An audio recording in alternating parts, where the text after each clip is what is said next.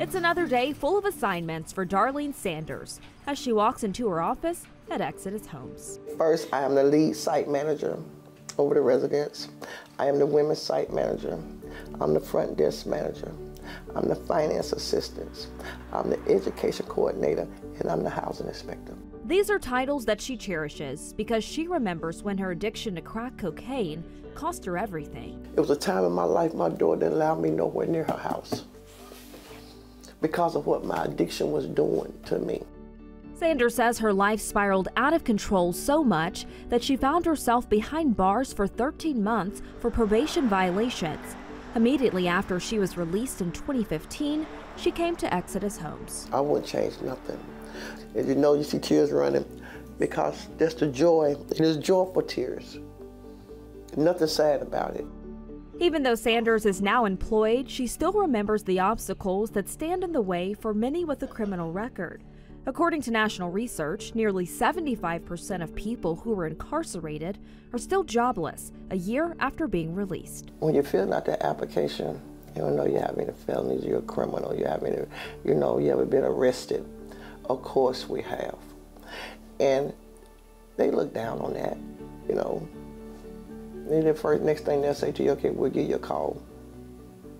You ever get that call? No. This harsh reality is what makes Sanders grateful for Exodus Homes.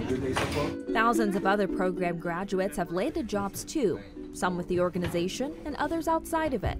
It isn't a process that happens overnight.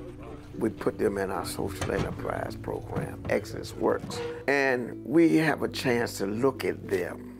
Their work ethic, there's somebody supervising them. This period takes between 90 days to 6 months.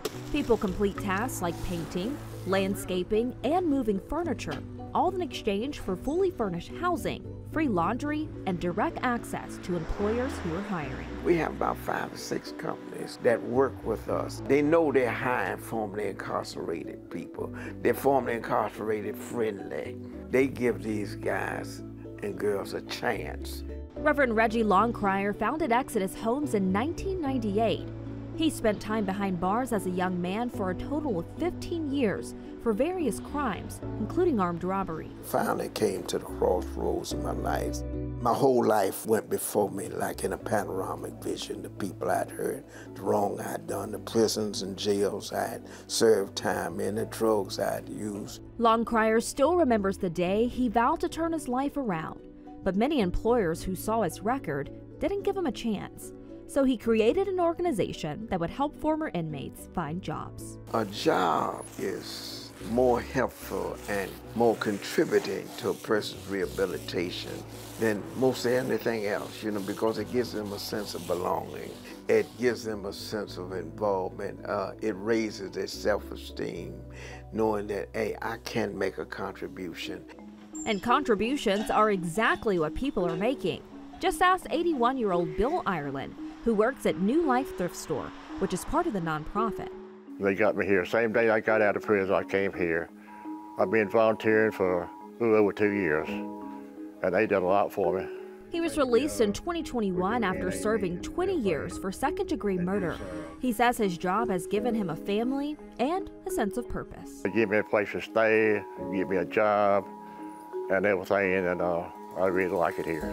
Those who've been through the program aren't the only ones being impacted by it. They have families. A lot of them have parents, a lot of them have children, and it's more than just these souls. It's the people who love them and the good that they can do in the future once they are back in society, once they have a chance to be full citizens again. Attorney Lyndon Helton with Helton, Cody and Associates has been hiring workers for over a decade to do various tasks for him, like moving items, painting, and shoveling snow. But there's a personal reason why he connects so deeply with the workers. These men remind me of my uncles, who again had very limited periods of incarceration, usually related to DWIs and public drunkenness, that sort of thing. But it was still sort of the same thing. Most of these folks have had addiction issues. I don't know all their histories. I don't ask their histories when they come to work for me. It's never too late for anyone. There's always hope. You can learn a new way to live. You know, you can overcome addiction and incarceration.